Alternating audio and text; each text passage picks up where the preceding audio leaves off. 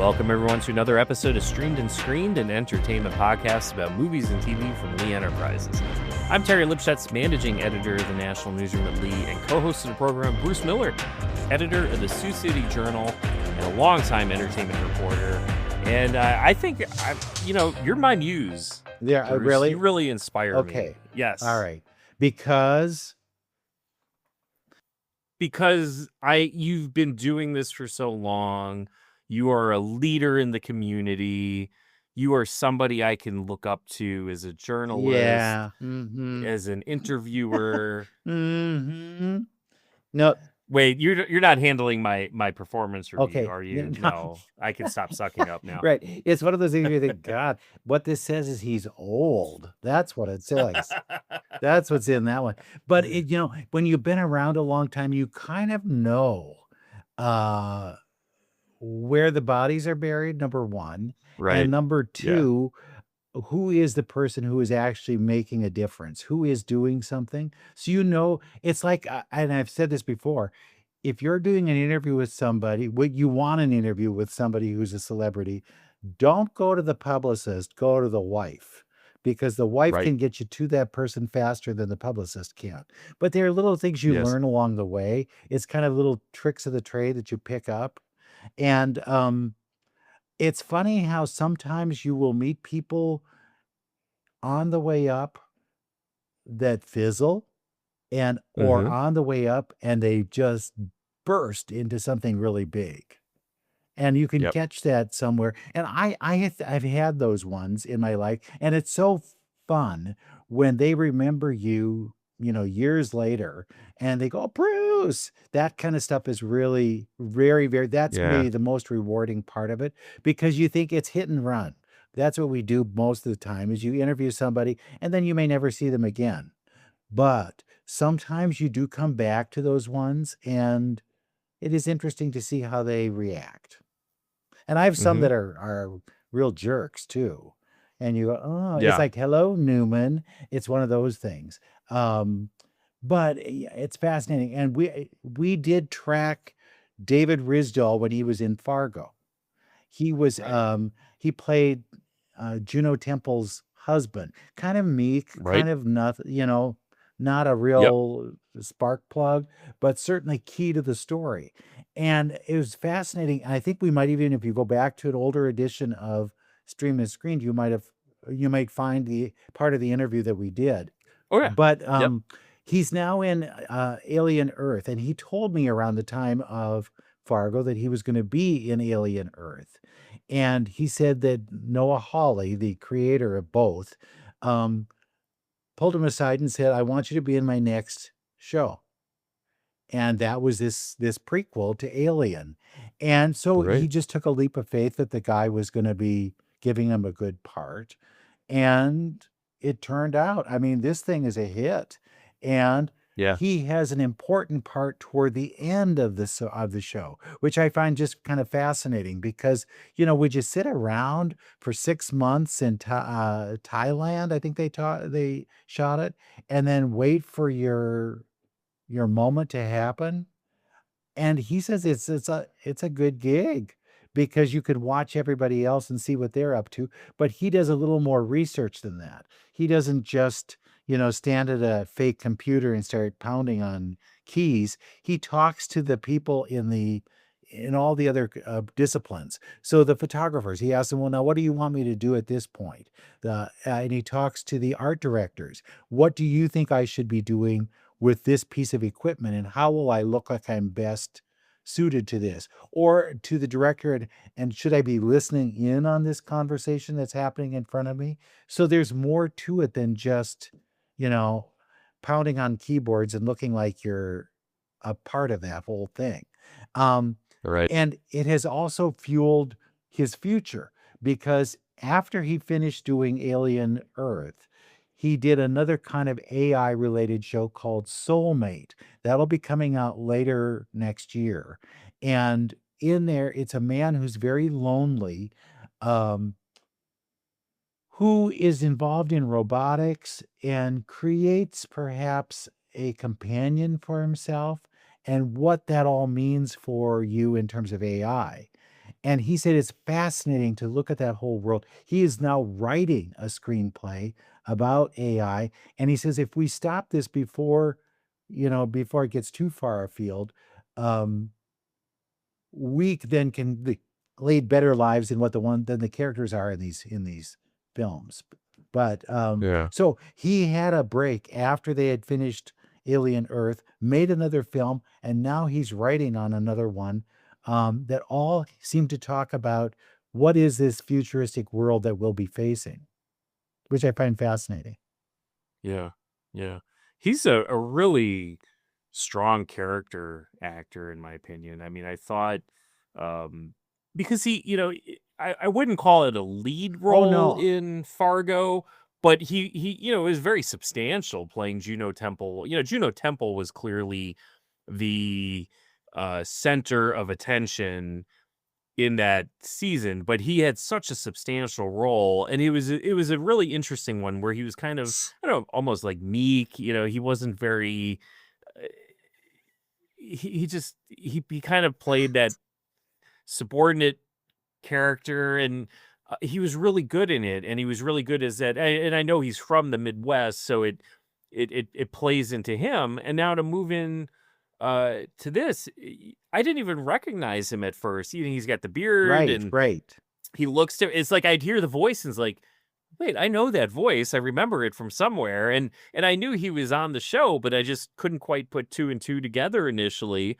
But he had that. He was also in Oppenheimer a Well, year ago, and had a nice supporting role in that too. It's just he's somebody who you can see coming up over and over again. And you look at you talked about him writing, and you think about like who are some of these other character actors who they've been in these parts and then all of a sudden explode into something else. And like Stephen Graham with Adolescence, here's somebody who's been on so many different shows and movies over the years, like The Irishman, Boardwalk Empire. And then he decides to write and produce and create a program, which, it got a ton of Emmy love. So, who knows for David Rysdahl? Maybe down the road, he's going to be somebody like that too, who always started works. off small, but always works. But he's always got these like small but impactful roles. I guess I would put it that Well, way. in Alien Earth, he's kind of paired with Essie Davis, who plays Dame Sylvia. Are you Right. familiar with her? She looks a little older, right? And Right. they sat down and created this whole backstory that we have no clue as to what it was to help them play their characters. Now, could you Yeah. imagine doing? I Right. mean, it's not my career, so I don't know that Right. that will help you. But you would think, Art, if this person had been in prison for 5 years, maybe they would react differently in this situation, or how they would react around, in this case, around those aliens that they've got in all these beakers and glass aquariums and whatnot. And so would they be more comfortable around them, or would they be scared of them like I would be? How Right. do they play that? And they talked it all out before they even started shooting. The thing was shot in order. So, if there's like this kind of fear factor that has to escalate, they didn't have to go back and think, now today the day I'm supposed to Right. be mean? I once talked to Glenn Close about what she does with a script, and she said she scores it like she was doing a musical thing. And she says, I have all these colored pens, and I will write down, okay, at this point, you are supposed to be mean. And you should be like mean at a level, maybe a 7 level instead of a 10. And so when she goes back and looks at the script, because they shoot out of sequence, she can then go, Hmm. okay, I know where I'm going with this. And that's how I create it. And I think that's the same way with Right. this, although they were able to shoot in sequence. So you could see it build. But Yeah. and he said Yeah. the sets were scary, very scary to be on them, because they were so big and so exacting that you felt you were actually on a spaceship. And Hmm. that, how do I get out of this even if I need to? And when he said when they Right. had real life scenes on outside the set where they were using nature, he said those are the most unpredictable, because you didn't know if there was a bird that was going to show up or some other kind of creature. real creature that we see in real life, but the ones that are Right. inside the sets are more controllable because they're run by puppeteers. They're run by, Yeah. other kinds of technicians in the course of doing a show.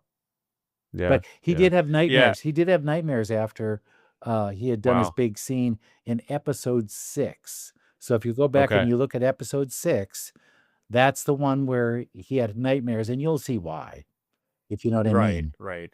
Yes, of course. But I gotta say, I haven't seen every episode yet, because I'm kind of just watching them week to week as they come out. But I haven't been disappointed. The Rotten Tomatoes critics have given it overall the score is 95%, certified fresh and all that stuff.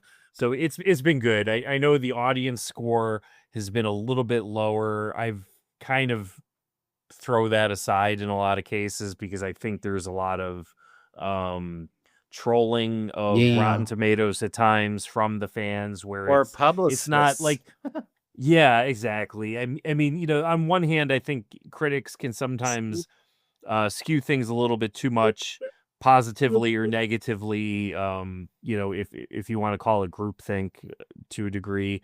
But I also think fans can be toxic at times too, and you'll get that very large.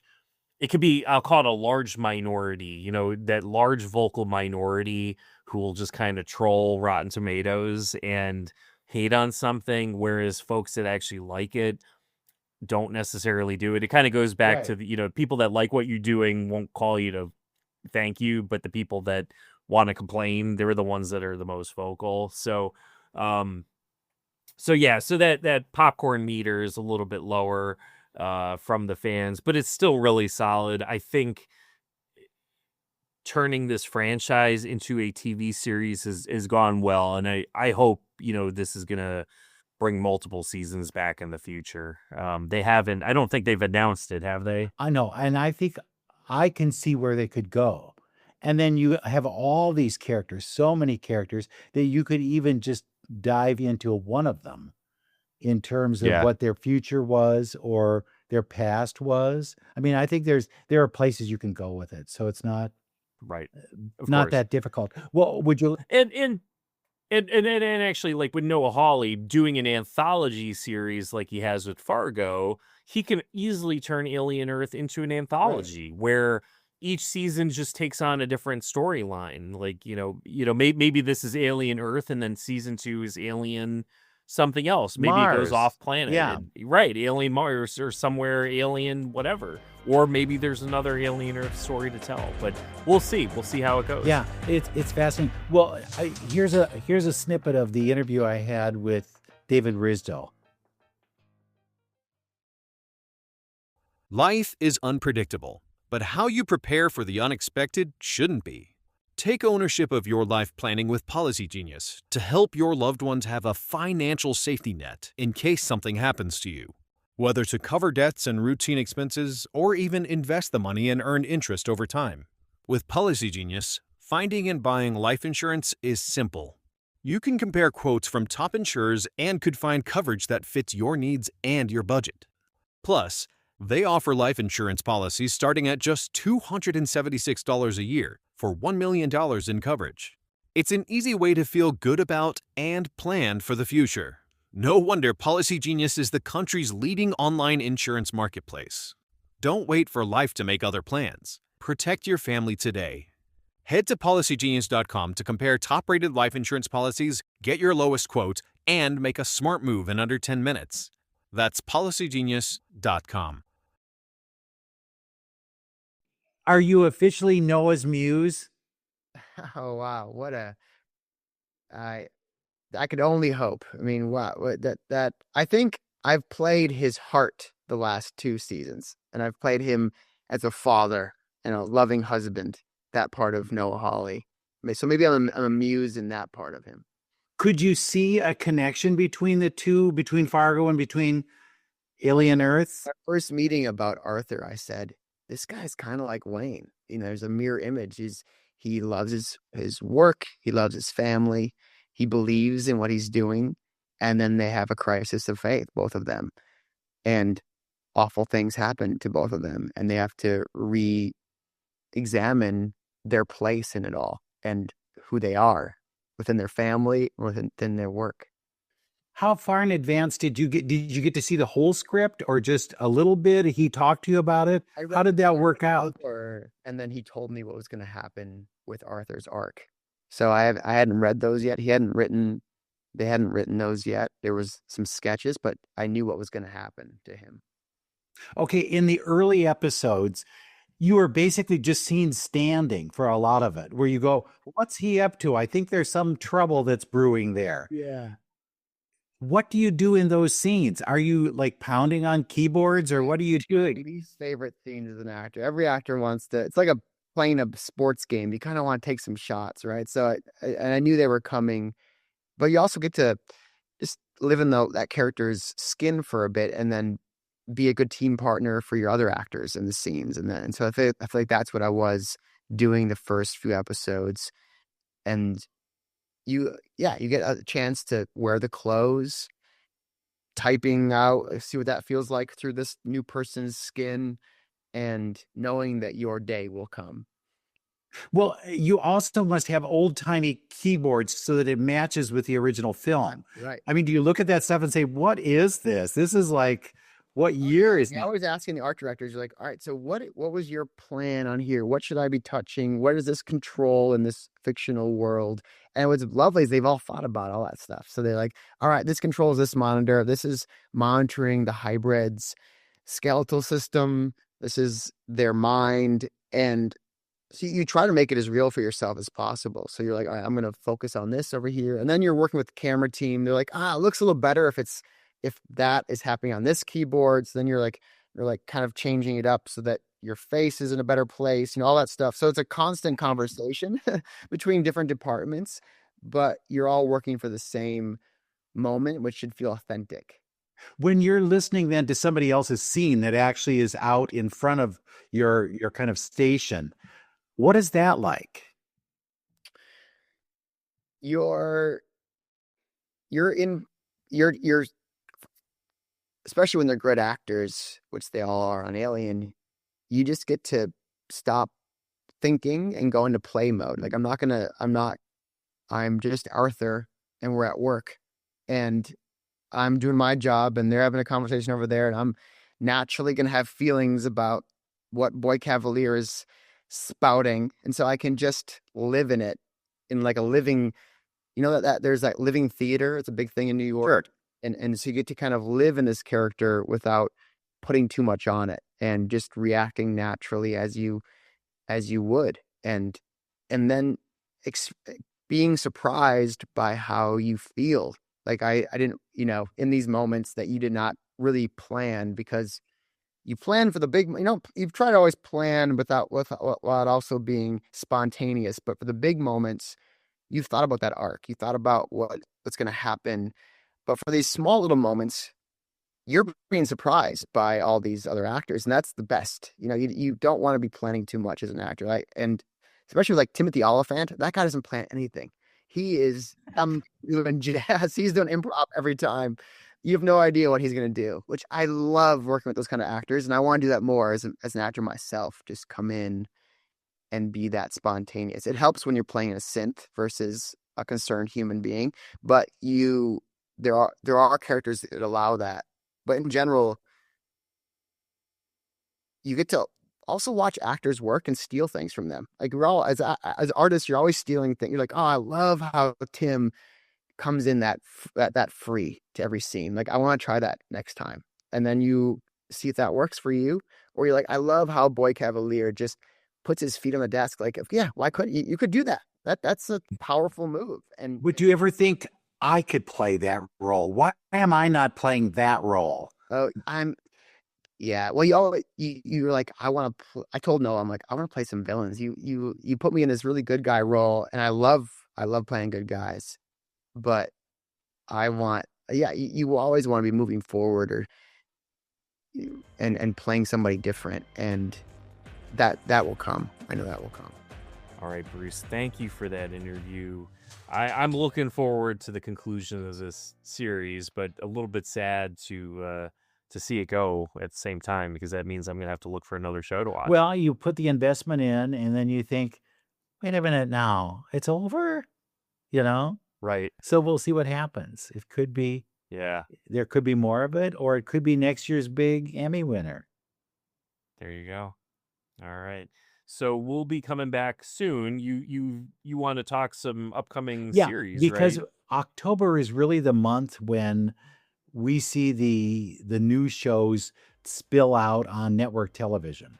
So I've already talked to people about those. I've seen most of them, and we can kind of give you a little assessment of what the future holds. That sounds great. All right. Well, on that note, thank you all for tuning in, and come back next week for another episode of Streamed and Screened.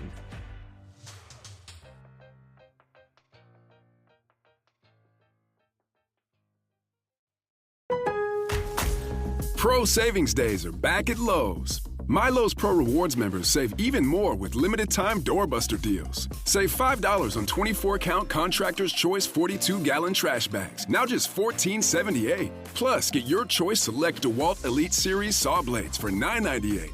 Not a Pro Rewards member? Join for free today at Lowe's. Valid through 9/17. Selection varies by location. While supplies last. Loyalty program subject to terms and conditions. See Lowes.com/terms for details. Subject to change. Buying a car in Carvana was so easy. I was able to finance it through them. Whoa, wait, you mean finance? Yeah, finance. Got pre-qualified for a Carvana auto loan, entered my terms, and shot from thousands of great car options, all within my budget. That's cool, but financing through Carvana was so easy. Financed. Done. And I get to pick up my car from their Carvana vending machine tomorrow. Financed. Right, that's what I said. You can spend time trying to pronounce financing, or you can actually finance and buy your car today on Carvana. Financing subject to credit approval. Additional terms and conditions may apply. Kia has 10 electrified utility vehicles to choose from. Whether you're ready to take a Kia Sportage Turbo Hybrid on a road trip, a professional looking to navigate traffic in an EV9, or someone who wants electric for every day and fuel for far away with a Sorento plug-in hybrid, Kia has something for you. Find out more at your local Kia showroom today. Kia, movement that inspires. Call 800-334-KIA for details. Always drive safely. The 2025 Sorento PHEV has an EPA estimated all-electric range of 31 miles on a full battery charge. Actual range will vary.